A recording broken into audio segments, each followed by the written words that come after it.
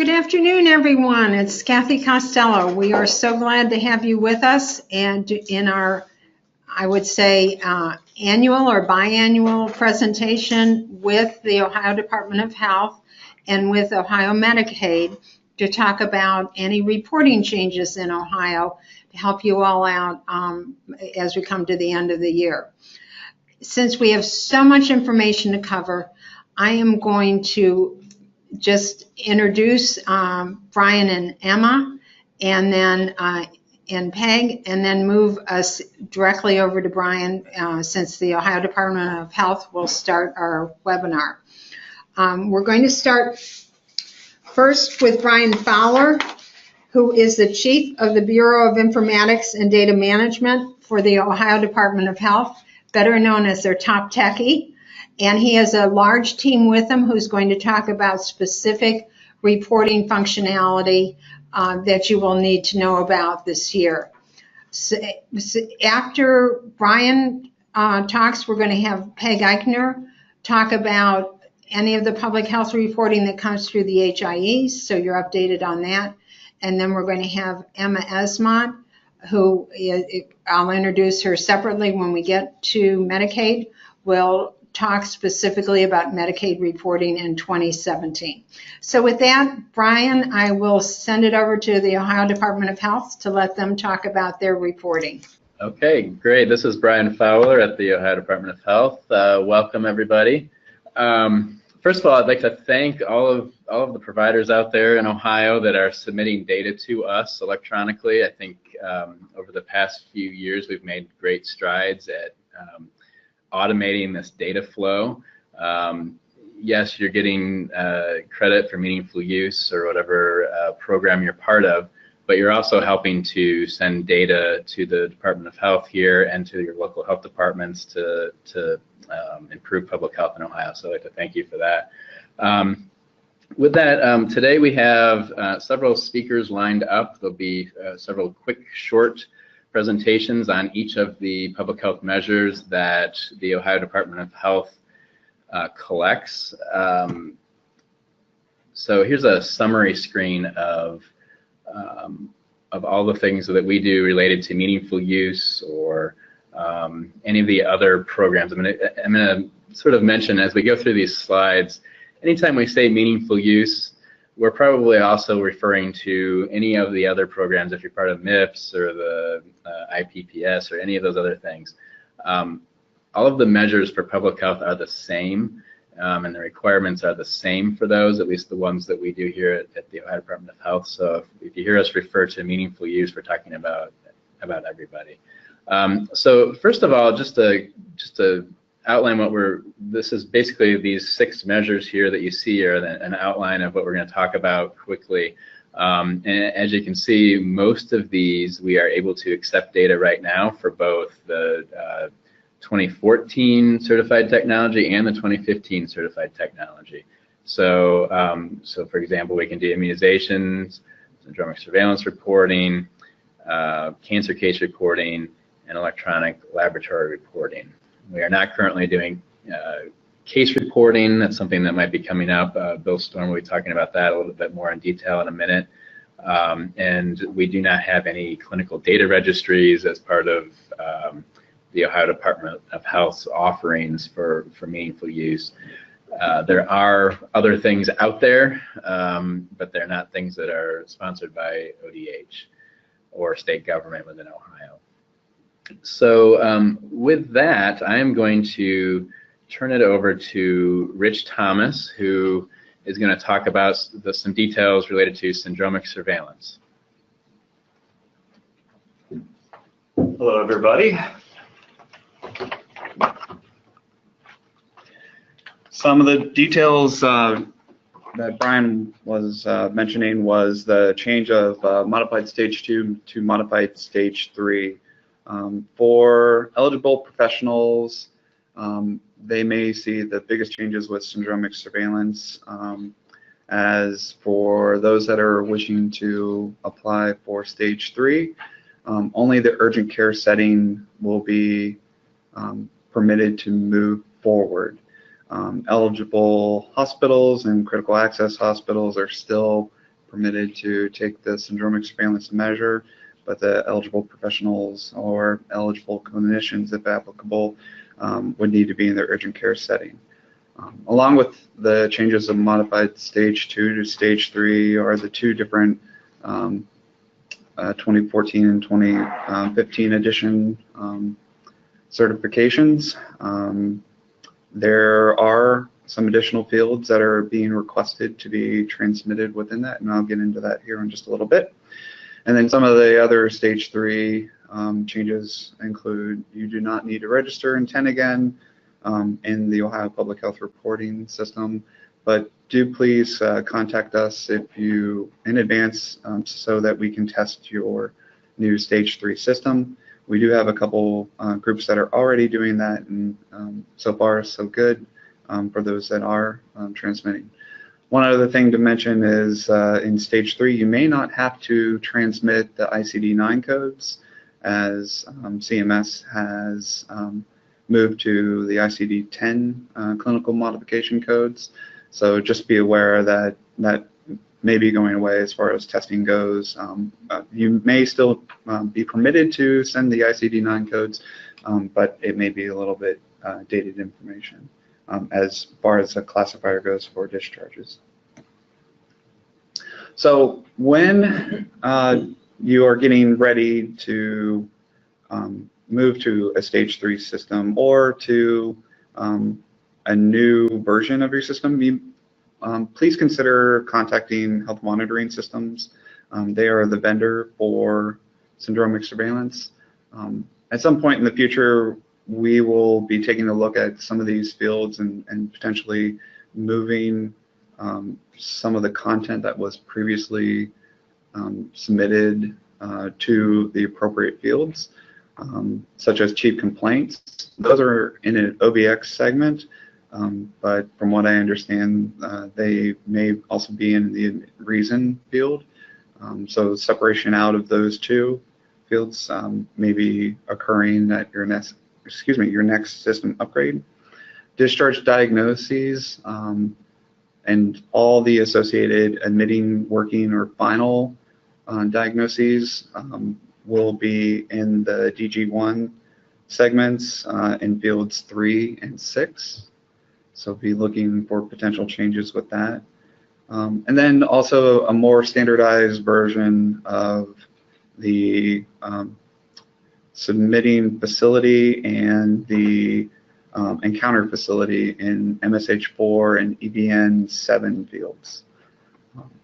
We were also informed by our vendor that they are interested in improving race and ethnicity fields that are being transmitted to the Ohio Department of Health. So that may be one of the fields that they may be asking you to take a little bit closer look at and potentially transmitting those in the PID segments. So as of right now, we have maybe 3 facilities that are not providing unique identifiers. We had a catch up to remove everybody that was submitting on another feed and providing them with a new unique identifier. So all of the facilities have a unique identifier code. So if you want to bring others on board, you have new facilities that are being built right now, please contact the Syndromic Surveillance Program or Health Monitoring Systems, and we'll coordinate and make sure that we get you into testing after approval by the Syndromic Surveillance Program. Be on the lookout for updated technical specifications document. We have it under development. We have a draft that is under review right now. Some of the additional fields and content that we have not discussed include procedure codes, insurance, and inpatient counters. All that content is listed underneath the 2015 certification standards as being required fields, and so we are considering that content and will provide the updated information in the technical specifications. And in the presentation, we have a couple helpful links, and we will make sure that if you have any questions about that content, please don't hesitate to contact me. Thank you. Next up, we have Bill Storm. All right, good afternoon, folks. Bill Storm, the Electronic Laboratory Reporting Coordinator here at ODH, and I'll also be coordinating our electronic case reporting efforts in the future. So starting with ELR, essentially there are no changes moving forward for stage 3, which is exciting news for everyone, I'm sure. So I'm just going to kind of give a broad overview of the policy. If we did in fact happen to make any changes down the road, there would be a 6-month declaration requirement, so do take note of that. We still have no exclusions for low volume reporters, so if you have at least one reportable test and result, then you would be eligible for ELR. So, our MU policy is here at this link. Feel free to check it out at some point on your own. And just as a reminder, ELR is only available for eligible hospitals and critical access hospitals at this time. And we still have the 13 required minimum reportable conditions. So if you perform any of these tests in-house, then you would be required to report them as part of meaningful use. And just a note here at the bottom, while there's only 13 that are required, and again, these are sort of our higher volume diseases, some of our major STDs and enteric illnesses, HIV and so forth, and some of our vaccine preventable diseases. We certainly do encourage our laboratories to send all appropriate results for all reportable conditions that they perform in-house, but as far as meaningful use is concerned, it's just these 13 that are required. A couple of folks have asked in the past, you know, if my laboratory does not perform any of these 13, can we claim an exclusion? And yes, you can. So just double check with me, and I'll have contact information here on another slide. And just as a reminder, for any folks that have not started pre-testing with CliniSync yet, Peg Eichner kind of does a great job with that. And you'll be working directly with her in submitting your CliniSync ELR implementation tool, and you'll do that prior to any testing that we do here at ODH.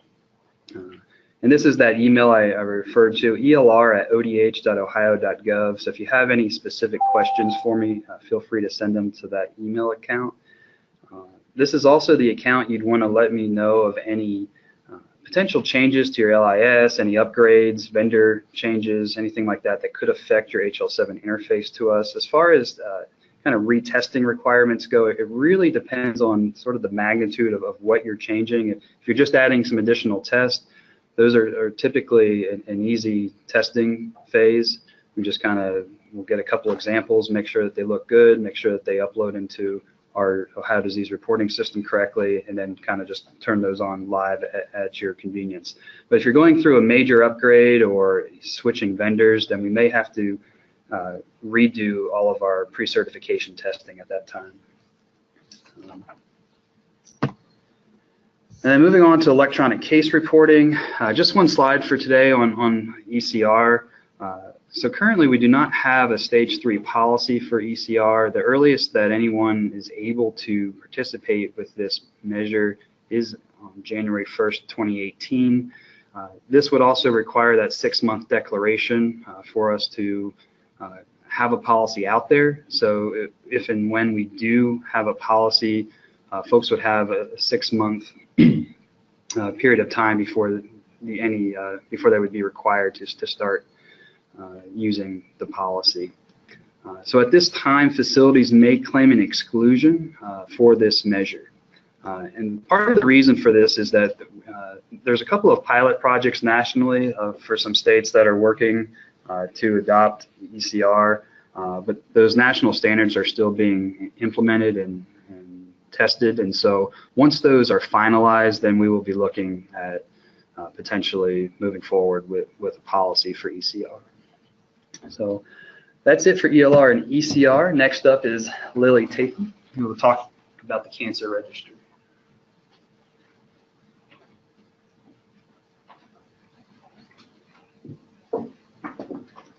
Hi, this is Lily Tatham. I'm a data manager for the Cancer Incident Surveillance System.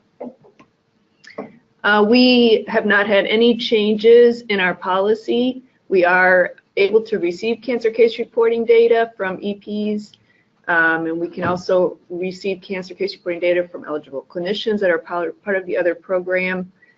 Guidance is available online on our website and through CDC's website if you're looking for that. We have not yet begun to onboard providers, and when we do, we will start with providers that diagnose and treat large numbers of persons with cancer. So keep that in mind. This is a measure that is appropriate for providers who diagnose and or treat cancer. And just so everybody remembers, every physician, dentist, hospital, or person providing cancer diagnostic or treatment service is required by law to report these cases to us, OCUS. So regardless of whether or not, since we're not onboarding yet for this measure, you still need to report these cases. And if you need information about that, you can contact us and look on our website, and we'll be happy to help you. That's all I got. All right, next up we have Brian Napier, who's going to talk about immunization registry reporting. Good afternoon. With respect to the ODH policy for immunization reporting, we are still continuing to accept HL7 files meeting the standards. The big change, as you probably know, for 2015 certification is bidirectional reporting. There is information on that, on the technical requirements, and the technical requirements refer to a CDC implementation guide that includes the format expectations for the messages, all types of messages. The query and response is the part that's new. Just a note that that must be performed by a certified product. We do encourage you that if you're having an update to a certified product, we would encourage you to make sure that the update messages that you're sending will continue to meet our format requirements. You may find that messages that you've sent from a 2014 edition don't meet all of the requirements that are laid out in the CDC guide. So we'd encourage you just to take a look at this once again when you upgrade. And we do have the format testing tool available for the update messages that we've had in the past. I've also included a couple answers to frequently asked questions or questions that were frequently asked in the past. Call out just that the CDC has published a web services definition language that's probably the most likely protocol for transport that you would use for the query and responses. And Ohio would be able to support the CDC language there. We will not be using the test tool to test query messages, but we'd encourage you to look to the CDC for guidance there. And we are now accepting national drug codes in addition to the CVX that we've been receiving since 2010, I think. If you have questions, I hope that you'll feel free to contact me. Thank you, Brian. This is Brian Fowler again. I'm going to go through a couple of quick slides about how you should register intent and that kind of stuff through the Ohio Department of Health. So any provider that, I think this is review for most of you, but any provider that intends to meet the public health measures must register to submit data with ODH, and you do that at the website you see on your screen, ohiopublichealthreporting.info. We refer to that in-house here as OPHR or OPHR. And obviously that needs to be done prior to the deadline set by your attestation agency, whether it be Medicaid, Medicare. One thing that we ask, because it is easier for us, is that providers should register as entities, not individually. So if you're a group of physicians, it's much easier for us to, if you do one registration, don't go in and add 500 doctors we have to process each one of those, and you can register once, and that counts for your whole group.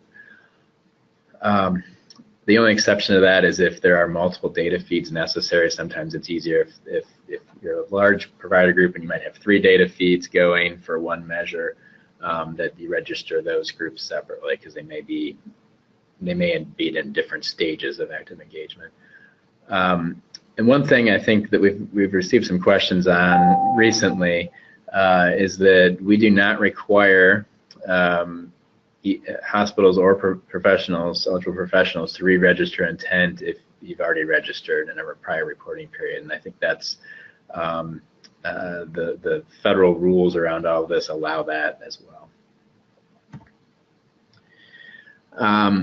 So one thing that we've done in the Ohio Public Health Reporting, that info website, is we have made an upgrade so that people, or providers and hospitals in either going to stage 3 or the 2015 certified technology can log in and see that they're in active engagement either for the 2014 or the 2015, depending on what they're using. So if we become aware that you've upgraded to 2015, and some of you will probably be doing that fairly soon, we will update the website to show your current active engagement status for the 2015 certified technology. If there's something that's not quite right in there, feel free to contact us and we can make sure that we've got it accurate. But this is the website you would go to print out or save a file of your information when you do your attestation. That is our final slide here from the Ohio Department of Health. Cathy and Scott, I think we'll turn it back to you. Thanks, Brian. Thanks to all your team there. Next, we're going to have Peg Eichner from CliniSync talk about public health reporting with the HIE and also with the specialized registries. And then from there, we're going to move into the Medicaid reporting. So go on, Peg. Hey, thanks, Cathy. So this is Peg. I'm with the CliniSync team, and we wanted just to cover a couple of other public health and clinical data registry options available to you that are not through the Department of Health. Two in particular related to information that can be shared with the CDC. So one of the options is to share healthcare survey data with the National Council of Healthcare, Vital Health and Statistics. And you can share that information by registering at the link on the slide here with the CDC. They do not have a website like ODH to track the registrations to submit data, but they do handle it through an email process. And this link will take you to their webpage of how to initiate that if that's something that you want to do. Your EHR vendor does have to be able to support the healthcare surveys. That's data that goes directly from your EHR, your certified EHR, to the CDC. So they do have to be able to support that. You might want to check and make sure they can do that before you choose that option. It uses data that's only available in your EHR. The other option that will be available in 2018 for hospitals will be the antimicrobial use and resistance option, and that is also managed through the CDC. There's a link there on the website to register your intent to submit through that process. Again, that's also an email registration process, and they will provide all of the additional information once you register your intent to submit for that, if that's something you want to do. Neither of those things are managed by the Department of Health, so you would communicate directly with the CDC on those standards. There are standards, technical standards associated with both of those that are available through the links at the bottom of this slide. You'll see there's links to the technical standards for both 2014 and 2015, depending on which one of those you're trying to attest to. You would go to those respective links to get the details on those measures and the technical requirements. Okay. I will say for the 2015 certification link below, the technical guidance, all of your EHR vendors have gone to this page several times. But what's nice about that 2015 guidance is they have something new with 2015 called the Certification Companion Guides. And they lay out a little more succinctly what the technical capability relates to in terms of which meaningful use objective it relates to. Has it changed since 2014? And some of those things are clearly laid out in those companion guides. So they're kind of a nicer layout this time for 2015. The other option that you have available is to report data to a clinical data registry. There is a website managed by CMS where all clinical data registries that were available did sort of submit their name to this list. They will appear on the centralized registry list through this link here that is on the slide. You can opt to send data to those centralized, for those clinical data registries. And again, those are managed by each individual registry, not necessarily through the CDC or public health. Okay. A couple of specifics around that. Questions: does my EHR vendor need to be certified for these additional measure options? And there are certification standards for those items that are being reported to the CDC, or for things like cancer registry that goes to the Department of Health. But there are no defined there's no defined technical standards for clinical data registry reporting. The only requirement is that it has to be generally certified technology, and you have to meet each registry's reporting requirements. And this is something we put into the attachments to this webinar, is the FAQ that was updated a few months ago by CMS about specialized registry reporting. And as you can see, I know this was a big issue for people last year and the year before, is what is a specialized registry? What does it require, technically speaking, in order to report to them and have it count? And the answer still is about as clear as mud. But the reality is that CMS at stage 2 did not put forth any technical guidelines to report to specialized registries. And so this became an issue. They put out this FAQ, and basically what it says is each registry needs to define how they are meeting that technical requirement.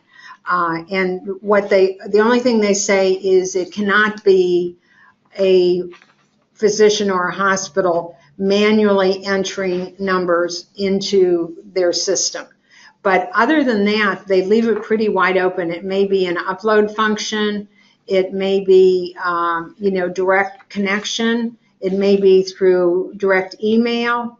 It may be through a web portal where you upload to their web portal. So they're leaving that up to the various specialized registries to define. What I do think is important to note, though, and we do not have a final answer here, but in looking forward to what your prospects are for next year reporting, is that in the proposed regs, CMS is saying for specialized registries that you would actually have to be sending data. So you'd have to be in production in order for it to count. It would not be like in the public health reporting where you have the option of registration, testing, production, all count towards meeting meaningful use.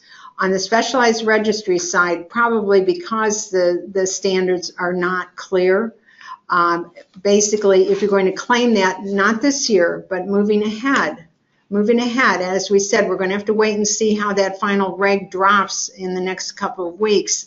But it looks like what they're going to do is limit it to cases where you have actually done the reporting to the specialized registry rather than just registering with them to participate. So those are, I think, the biggest points we'd make on the specialized registries. And Peg, you want to talk about the notice requirement? Sure. And the clinical data registries are also required to give you a 6-month advance notice if they're ready to accept your data for meaningful use purposes. So that's something else that you'll want to, I have seen, for example, on some of these websites, they'll have a public notice saying they're ready to accept, and that's the case with the CDC as well. So you want to look for that notice, but they're required to give that 6-month advance notice. Okay, thanks, Peg. There's a couple other items. Go on, I'm good. sorry. Oh, no, sorry. Just for those who are using CliniSync to submit public health data to the Department of Health or to HMS. I want to just give you a quick update right now. That would be for hospitals only at this time. We have a new fact sheet out on our website that gives you some guidance centered around this year and beyond. And we just want to reemphasize that we will continue our support for hospitals to send data to the Department of Health or HMS for the three major measures that they talked about earlier: Syndromic Surveillance, Immunization Registry, and ELR. We will be submitting only into ODH. We are not in a position to help with the bidirectional query for Immunization Registry because the 2015 certification requirements for that particular measure require your EHR vendor to query the public health authority and pull the data back into your system and then reconcile within the EHR. And because that's a whole different workflow and it has to be integrated with your EHR, your vendor will need to handle that query and retrieve process with ODH. Our interfaces, the two ODH and HMS are what we call pass-through interfaces. This means we take whatever data you send us in the format you send us and we send it to them as is. That allows us to support those of you who want to continue with modified stage 2, and we can also support anybody transitioning to stage 3. So we have that flexibility to support whatever level you're ready for. We also will keep all of your test interfaces open so that when you're ready to test your upgraded solutions with ODH or HMS, you'll still have those interfaces to be able to test data through. All the data that you send to our test environment flows over to ODH or HMS depending on the interface that you're testing. We do recommend that if you have a major upgrade related to 2015 certified solutions and it affects a number of interfaces, we recommend you contacting our support team and letting us know when that's going to occur. We have a team here that handles those upgrades, and we will work with you on all of your interfaces to make sure they're tested before that date. We do want to emphasize, though, regardless of that, all communication between the client and ODH and HMS needs to continue throughout. Because we are passed through, 99% of the questions that are raised during the testing process are between the client and ODH or HMS, and that you can freely continue that communication. You do not need to go through us for all that, but we do encourage you to plan for that communication. Okay, why don't we move ahead with Emma so we get Medicaid has their time to report, and then we'll come back to the questions and answers that have already been submitted.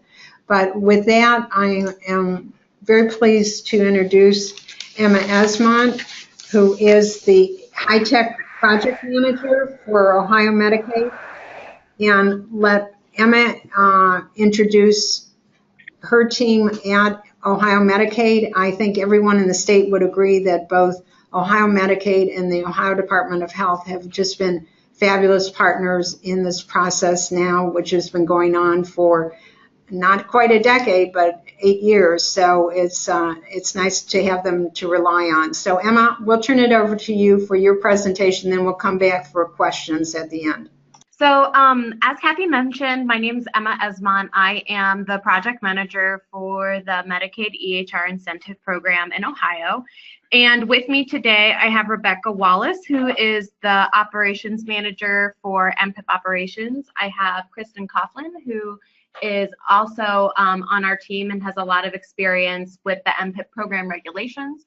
And I also have Kristen Klayman with me from the Ohio Department of Medicaid, and she is a manager in health research and quality.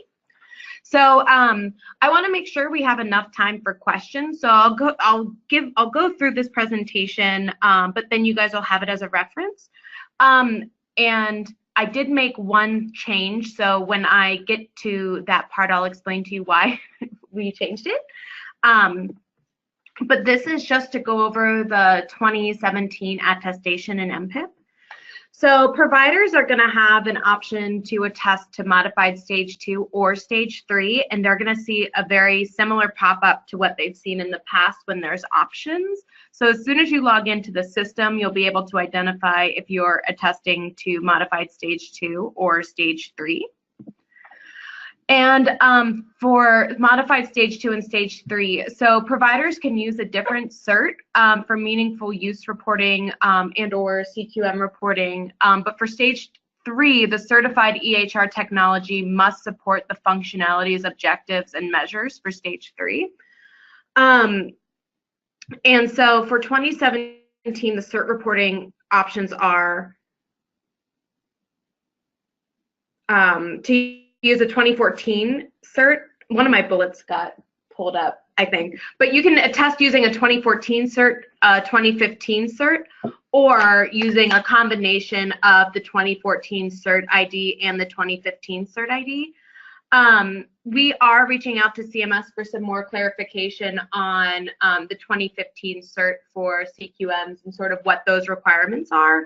But like I said, there's just this screen should have 3 bullets and not 2. So you can attest using 2014 CEHRT, you can attest using a 2015 CEHRT, or you can attest using a combination of 2014 and 2015 CEHRT. So I hope that's clear. And then this really affects the EPs and Medicaid only attestations because the information for meaningful use will be coming over if it's a dually eligible hospital attesting. And so this just shows you what the system is going to look like. So as you do now, when you come in, you can include your MU CEHRT ID, and now it'll just allow you to add a second CEHRT ID if you are using the combination CEHRT ID. You can also leave it blank if you're only using one CEHRT ID. And then the second CEHRT ID will show up underneath the first one. So once you submit that information, if you're using 2 CEHRT IDs, it'll just show, it'll just display like this in the practice location section. And then this section just reviews the reporting periods for 2017. And if you're doing CQM submission by attestation, Ohio is only accepting attestation for CQMs at this point. But if you're a dually eligible hospital reporting to Medicare, you very well might be reporting it electronically. So just be aware that there's some differences between the dually eligible hospitals and the Medicare only. And if you are a Medicare only hospital, I'm under the impression that there are no more Medicare only hospitals that have not received all of their payments. So if you're listening and you're like, no, I think I'm a Medicaid only hospital that's reporting this year, go ahead and reach out to us just so you're on our radar and we can sort of figure out, you know, how best to support you.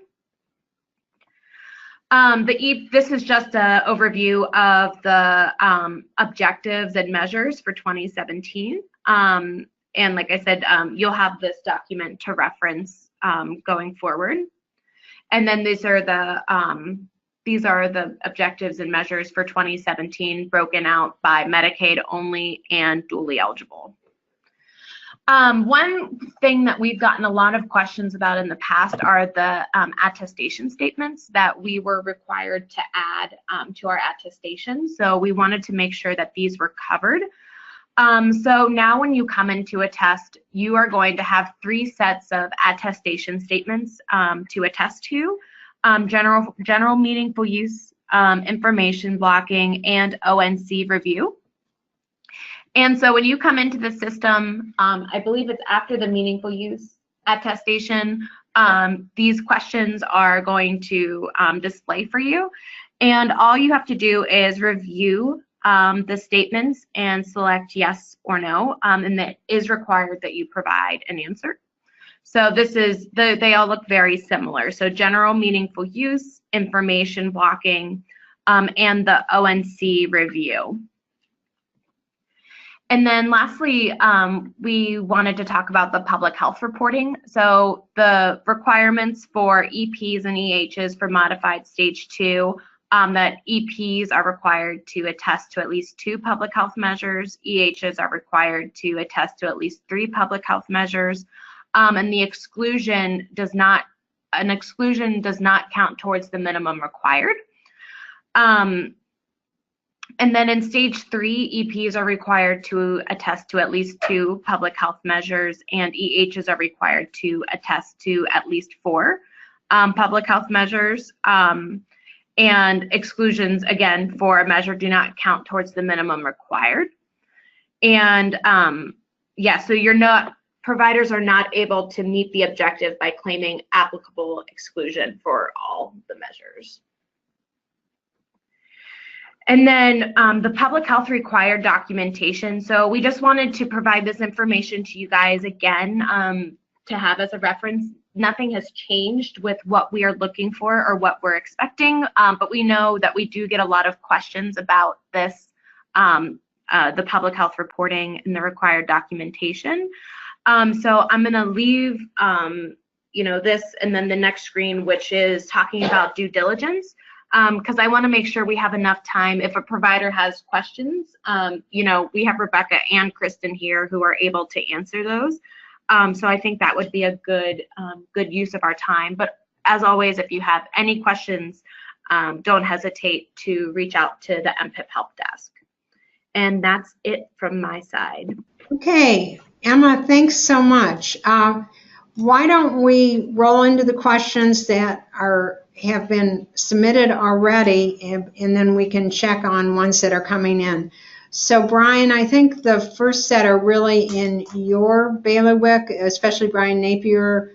The first question is, how can we be sure we are in the queue for the immunization registry bidirectional interface? Hi, Cathy. Yeah, thank you. That's a good question. So because we didn't require re-registration, everyone would essentially be in the queue, right? So everyone was moved to active engagement, waiting for invitation from ODH. That said, I do have a queue that I'm working from, and that consists of entirely people who've contacted me and said that they're interested in this, because I'm not particularly interested in inviting people who are not wanting to do this and don't see the value of it. I guess because we have limited resources, I'd rather work with people who are wanting to put this functionality into place. So I do have kind of a separate queue that I'm working from, and that includes both the healthcare provider level and the EHR level. So sometimes we reach out directly to an EHR. We've reached out to 3 of them so far to see where they are and how we might be able to work with them to get the kind of greatest impact for providers. If you don't mind, I'd also like to jump down to question 3. Okay, go ahead. Is ODH going to implement or support bidirectional immunization reporting for eligible hospitals? The answer would be yes. I think we prioritize kind of school-age kids.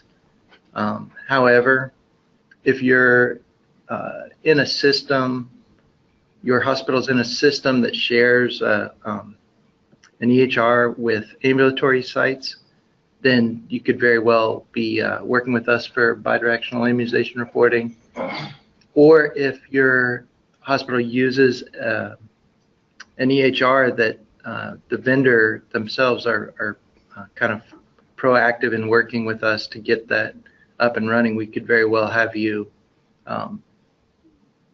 in bidirectional immunization reporting and sending queries and getting responses from us in the near future. I think those 2 would be the most likely scenarios. We do have other people who have indicated interest to us on the list, and so they're in my work queue, but they would be kind of prioritized for the most part after providers who see school-age kids.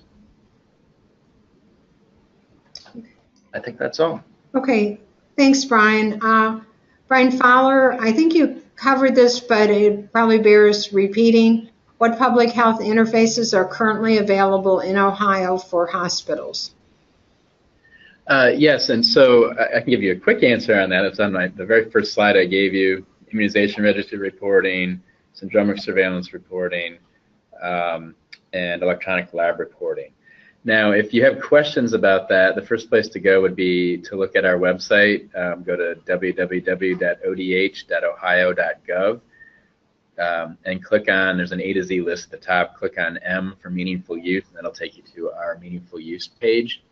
And there's all sorts of information up there about what's required for EPs versus EHs, and you can even drill into the details of each measure.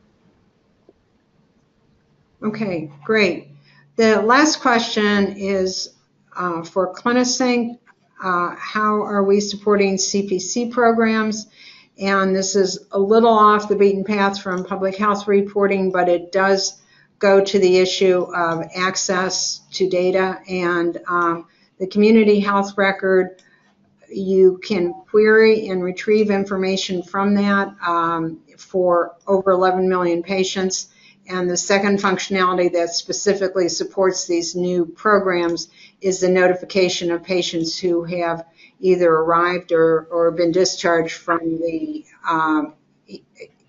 emergency room or inpatient setting.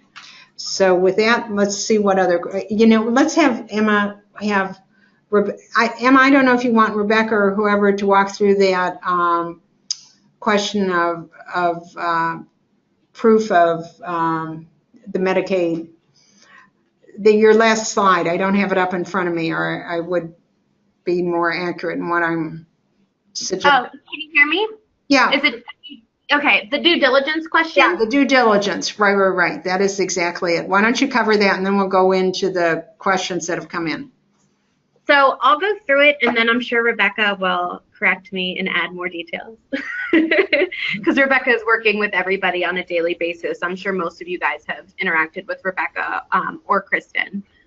The first step is a provider should check with their state to determine if there's an available specialized registry maintained by the public health agency. So in Ohio, that would be ODH. And then ODM is going to ask a provider to confirm that they do not provide treatment or diagnostic services to cancer patients. So that's sort of the first step. The second is that the provider should check with any specialty society that they're affiliated with to determine if their society maintains or endorses a specialized registry. So is it a good fit for your practice? Are there other providers like you who are submitting information to a particular registry? So sort of going down that path. So if a provider has determined that no specialized registry is available at the state or the national level, so CDC, professional society, we would ask them to provide supporting documentation that would include, so there's some different options for the documentation you could provide to us.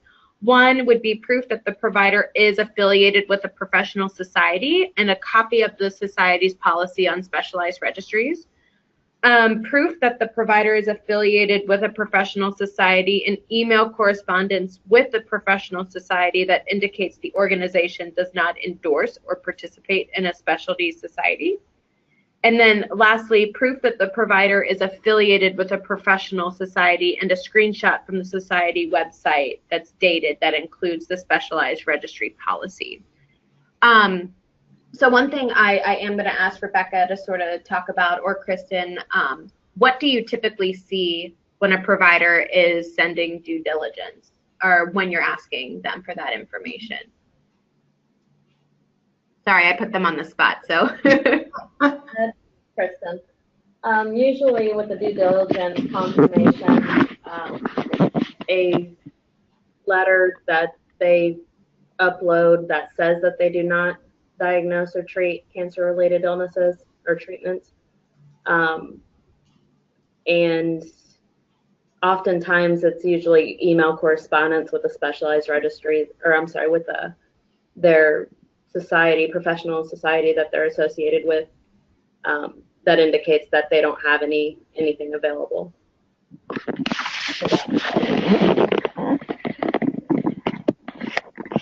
So yeah, with the due diligence, those requirements are not changing this year. So if you submitted or if you attested last year, your process will be very similar in terms of the documentation that we're accepting. Okay, well, let's move on to questions that have come in during the presentation. Brian, this is for your group. How does ODH wish to be advised of upgrades to 2015 CEHRT? And Brian, it appears that you are self-muted. Okay, you're no longer muted. Yeah, we're trying to keep the background noise to a minimum. Sorry about that.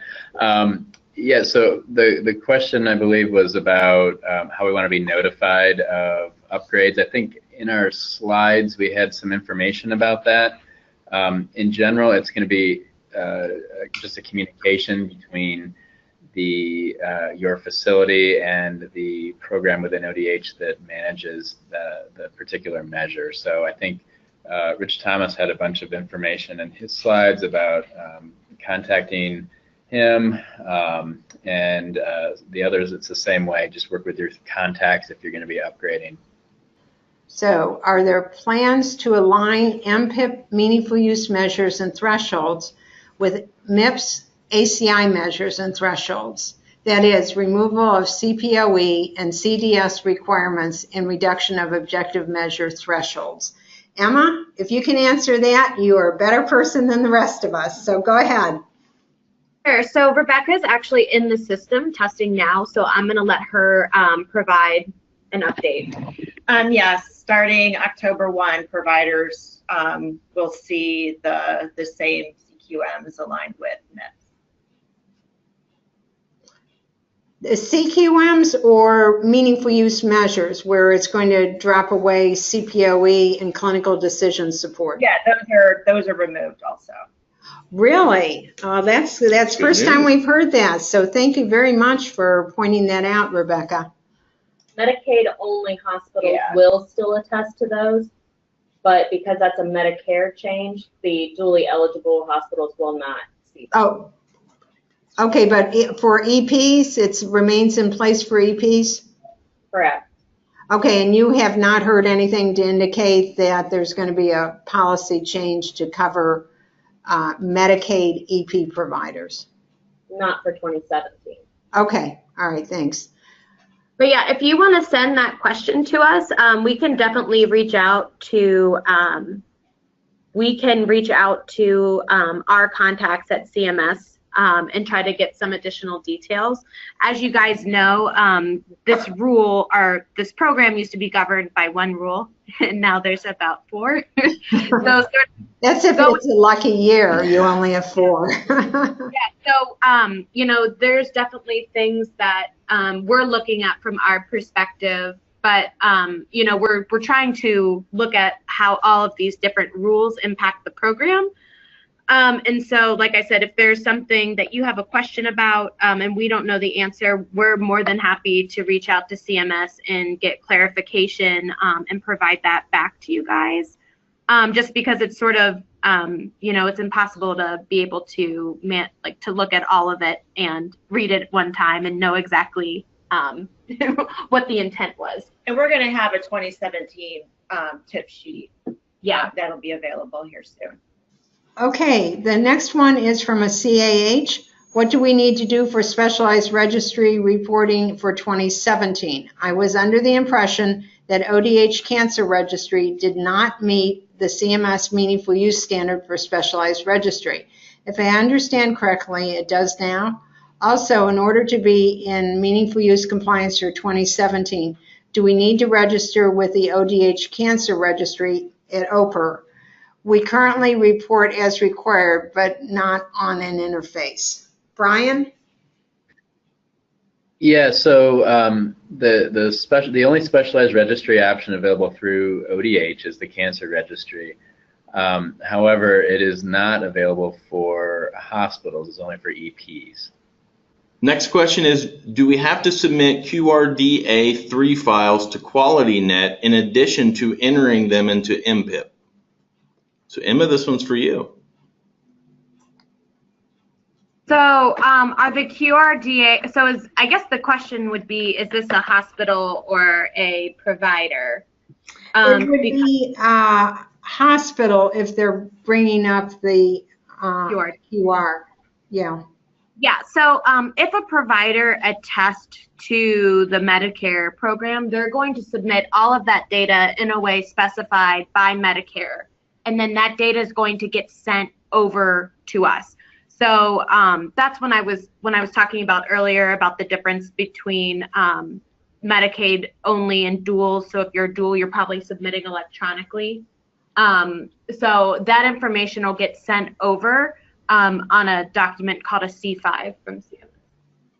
Yeah, and to kind of take the second part of that question, if this is a question from an EP, because you do mention QRDA3, which is the general aggregate data that is usually used by an EP for submission, and you are submitting for quality under MPIP, and you submit those files, and the question is if you are also a Medicaid provider attesting to meaningful use, you would do a separate attestation for the CQMs. I would assume that is correct, Emma?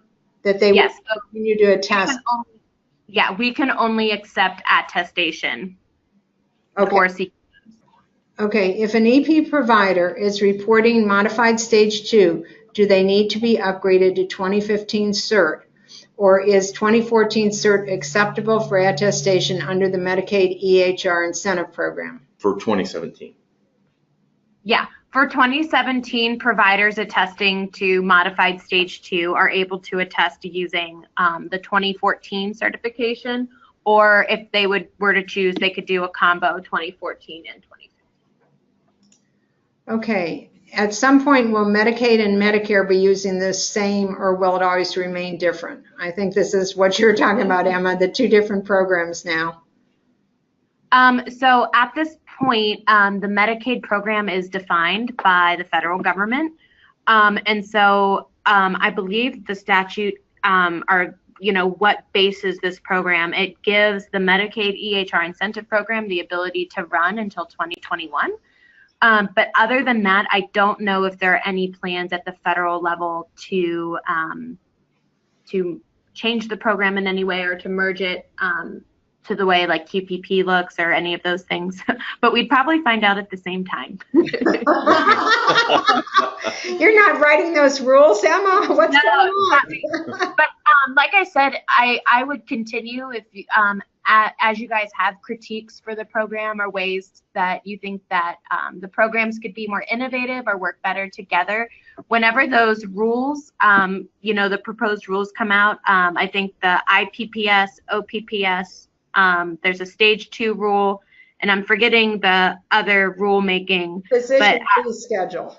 Yeah, as those, thanks Kathy, as those rules come out, let your thoughts be known on, like I said, the different innovative ways that you think that these programs could merge together, or if you prefer them separate, however it is. But I would encourage everybody to